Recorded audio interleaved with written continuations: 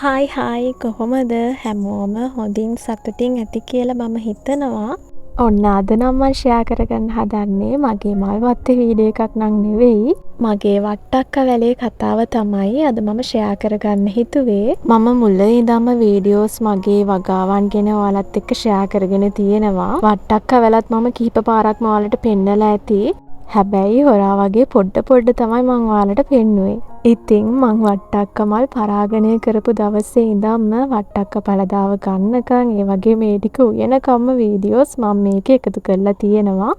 ඉතින් ඔයාලට අනිවාර්යයෙන්ම වටින වීඩියෝ එකක් වෙයි. මේ වට්ටක්ක වැල ගිය අවුරුදු දෙසැම්බර් මාසේ වගේ ඉඳන් මම වීඩියෝස් වල පෙන්නන්න ඇති ඔයාලට. පෙබරවාරි මාසේ වගේ වෙනකොට වට්ටක්ක වැලේ මල් පිපෙන්න පටන් ගත්තා. මේ තියෙන්නේ ගැහණු මලක්. ඔයාලා දන්නවා ඇතිනේ ඒක අඳුරගන්න විදිහ. එතකොට මේ තියෙන්නේ පිරිමි මලක්. හැමදාම මල් දෙවර්ගයෙන්ම පිපෙන්නේ නැහැ. ඉතින් පිරිමි මල් සමහර දවස්වලට මම අරන් තියාගත්ත කඩලා ෆ්‍රිජ් එකේ දාලා. මොකද ගැහණු මලක් පිපුණු දවසට පිරිමි මලක් තිබ්බේ නැත්තම් ඉතින් අපිට පරාගණය කරන්න වෙන්නේ නැහැනේ. ඉතින් පරාගණය කරන්න ඕනෙමත් නැහැ. මේක ගොඩක් වගා කරන අය එහෙම පරාගණය කරන්නෙත් නැහැ. මොකද මේ කූඹින්ගෙන් ඒ වැඩේ සිද්ධ වෙනවා. හැබැයි නිකන් හරි පරාගණය වුණේ නැත්තම් අපරාධනේ. ඒ නිසා තමයි මං කෘතිමව පරාගණය කරේ. ඔන්න මේ තියෙන්නේ චූටි වට්ටක්ක ගෙඩියකුත් එක්ක මලක් පිපිලා. දැන් මේ පිරිමි මලේ තියෙන පරාග ටික අපි තවර ගන්න ඕනේ මේ ගැහණු මලේ. මම වට්ටක්ක වගා කරේ පළවෙනි පාරට. මම මල පරාගණය කරලා මල වහලා තිබ්බා. මොකද වැස්සට එහෙම පරාග හේදිලා යන්න පුළුවන්නේ. ඒ නිසා මල shopping bag වලින් cover කරලා තිබ්බා. හරියට පරාගණය වුණා නම් මේ විදිහට ගෙඩිය ටික ලොකු වෙනවා බලා ගන්න පුළුවන්. මම මේ විදිහට පියවරෙන් පියවර මේක පෙන්වන්න හිතුවේ මේ වගේ දේවල් දන්නේ නැති අයත් ඉන්න පුළුවන් නිසා. මොකද වගාවට අලුත් අයත් මගේ channel එකත් එක්ක එකතු වෙලා ඉන්නවනේ. අන්න ඒ නිසා තමයි මම මුලින් ඉඳන්ම ඔක්කොම මෙහෙම පෙන්වන්නේ. මේ එක ගෙඩියක්. එතකොට මේ තියෙන්නේ අනිත් ගෙඩිය. මං ගෙඩි දෙකක් එකපාර පරාගණය කරා. හැබැයි ඊට පස්සෙත් ගෙඩි මල් ඒ කියන්නේ ගැහණු මල් පිපුණා. හැබැයි මං ඒවා කඩලා අයින් කරලා දැම්මා. මොකද මගේ වට්ටක්ක වැල හරි පොඩි එකක්. ඒ වගේම සරුපසකත් නෙවෙයි ඒක තියෙන්නේ. ඉතින් මම මේ පොඩි වැලේ ගොඩාක් ගෙඩි හදාගන්න ගියොත් එක ගෙඩියක්වත් මට සරුවට මේ විදිහට ලොකුවට ගන්න වෙන්නේ නැති වෙයි කියලා හිතලා තමයි මං ඒ විදිහට අයින් කරේ වැඩිපුර ඒවා. අප්‍රේල් මාසේ මුල වගේ වෙනකොට මේ වට්ටක්ක ගෙඩි දෙක හොඳට ලොකු වෙලා හැදිලා තිබුණා. චුට්ටක් පැත්තෙන් මේ විදිහට ඉදීගෙන එන්න පටන් අරන් තමයි තිබුණේ. ඉතින් මේ වගේ දවස් වෙනකොට මට රිලවුන්ගෙන් බේර ගන්න හරිම අමාරු තත්ත්වයක් තිබ්බේ මේ වට්ටක්ක ගෙඩි දෙක. මේ වට්ටක්ක වැල හදාගත්තේ මම මගේ ගැමි කුස්සිය ළඟමනේ. ඉතින් මම නිතරම මේ පැත්තට එනකොට දකිනවා ඒගොල්ලෝ මෙතන අවුස් ඉඳලා දුවනවා.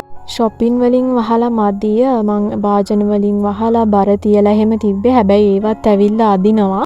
ඉතින් මම මේක මේ ගානට එද්දි වැලෙන් කඩාගත්තා. ඔයාලට මතකත් ඇති මං කලින් වීඩියෝ එකක පෙන්නුවා.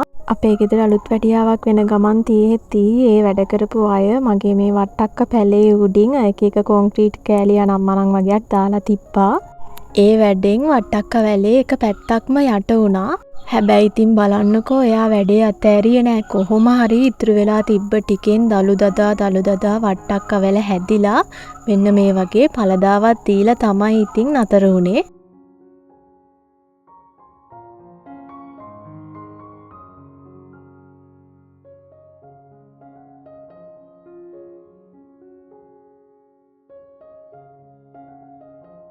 ඉතින් මට හරිම සතුටුයි. ඇත්තටම වටිනම දේ තමයි මේ වට්ටක්ක වැල මම හදාගත්තු විදිහ.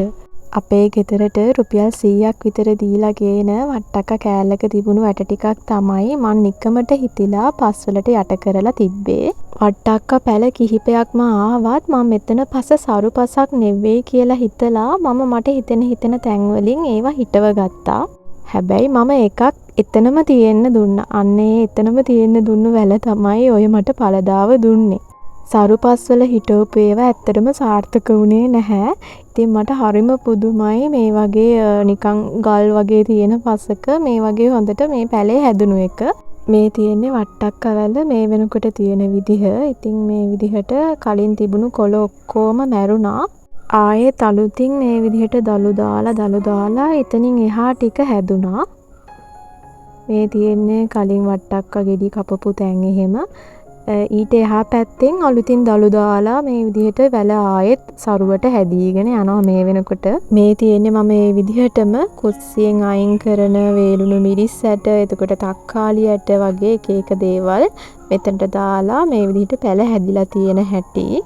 මේව තව චුට්ටක් ලොකු වුණාම මම වෙනම තැනකට ගන්න තමයි හිතාගෙන ඉන්නේ. දැනට මේ විදිහටම තියෙන්න දෙනවා. මේ තැනින් තැන තියෙන්නේ මිරිස් තමයි, අමු මිරිස්. ඉතින් ඒ විදිහට තක්කාලි, අමු මිරිස්, කොච්චි, ඒ වගේම මෑ කරල් වුණත් පැලවෙනවා කඩෙන් ගේන කරල් වලින්. චුට්ටක් ඇට ටිකක් පස්සට යට කරලා බලන්නකෝ. මේ තියෙන වැලෙන් කඩාගත්තු පොඩි ගෙඩිය සති 2කට විතර පස්සේ, ලොකු ගෙඩිය නම් අපි ගොඩාක් ගෙවල් වලට බෙදුවා. ගෙවල් 4-5කට විතර.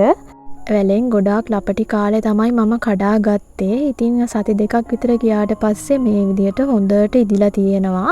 මම දැන් කියන්නම් වට්ටක්ක වැලට කොහොමද මම සාත්තු කරේ කියලා. මේ මං වට්ටක්ක වගා කරේ පළවෙනි පාරට. මං කලින් වගා කරලා තියෙනවා කැකිරි, ඒකත් මේ වගේම ලේසි. තව මං වගා කරලා තියෙනවා අමු මිරිස්, කොච්චි වර්ග, ඒ වගේම තක්කාලි, වම්බුටු, බණ්ඩක්කා, මේ හැමදේම. ඒ හැම එළවලු වගාවක් අතරින්ම මට කිසිම කරදරයක් දීපු නැති වගාවක් තමයි මේ වට්ටක්කා. ඇත්තටම මේක ඔහේ හැදුනා. ඉතින් අපිට මිරිස් එහෙම වගා කරද්දී අර කොළ වෙන ප්‍රශ්න, එතකොට පිටිමකුණු, ඒ වගේ එක ප්‍රශ්න එනවනේ. හැබැයි මේ වට්ටක්ක වලට නම් එහෙම ප්‍රශ්නයක් ආවේ නැහැ. හැබැයි මේ පළදාව එන්න පටන් ගද්දී, ඒ කියන්නේ ගෙඩිමල් හැදෙන කාලෙදිම ඉල්මැස්සා කියලා සතෙක්ගෙන් හානි වෙන්න බලනවා මේ වට්ටක්ක වලට. ඉතින් ඒ කාලෙදී shopping bag එකකින් cover කරලා පරිස්සම් කරන එක තමයි මම කරේ. ඇත්තටම වෙන කිසිම පොහොරක් බෙහෙතක් දැම්මේ නැහැ. හාල් හොදන වතුර නම් මේකට දැමුණා, මොකද කුස්සිය ළඟම තියෙන නිසා.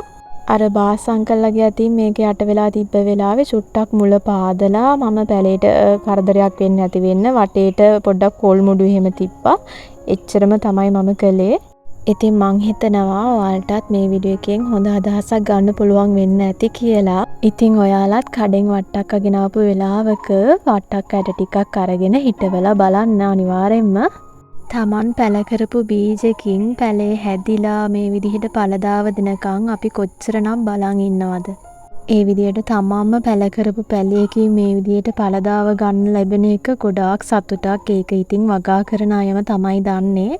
ඉතින් ඒ වගේම ඒ ගන්න පළදාව වටපිටේ අයට නෑදෑයන්ට හිම බෙදලා දෙන එක ඊටත් වැඩිය සතුටක්.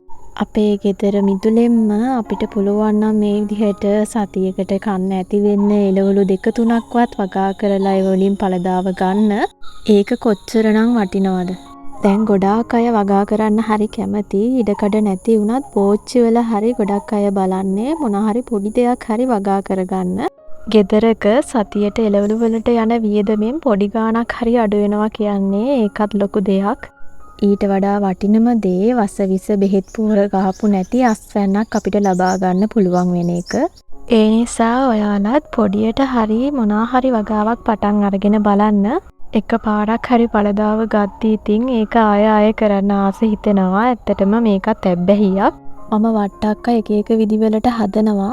මේ මං හදන්නේ වට්ටක්ක කළු පොල් මාළුව නම් නෙවෙයි. පොඩ්ඩක් කුක්කු වෙලා රස ගන්න තමයි මේ පොල් බැදලා අබ බැදලා එහෙම කුඩු කරලා දාන්නේ. මම මගේ වට්ටක්ක වගාවේ සම්පූර්ණ අත්දැකීම ඔන්න ෂෙයා කරගෙන ඉවරයි. ඉතින් ඉස්සරහටත් මගේ අනිත් එළවලු වගාවන් ගැන ඔයාලට විස්තර අරගෙන එන්නම්. ඊළඟට ලස්සන ඩේ බ්ලොග් එකකින් ආයෙත් අපි හම්බ වෙමු. ඉතින් වීඩියෝ එක බලපු හැමෝගෙම ආදරෙන් ඉල්ලනවා වීඩියෝ එකට ලයික් එකක් දාන්න කියලා. ඔයාලගේ ලස්සන අදහසුත් කමෙන්ට් එකකින් දාගෙන යන්න. තව මොන හරි දැනගන්න දෙයක් තියෙනවා නම් ඒවත් කමෙන්ට් කරගෙන යන්න. ඒ වගේම subscribe කරන්නත් අමතක කරන්න එපා. ඊළඟ වීඩියෝ එකෙන් හම්බ වෙනකන් ගිහින් එන්නම්. bye bye.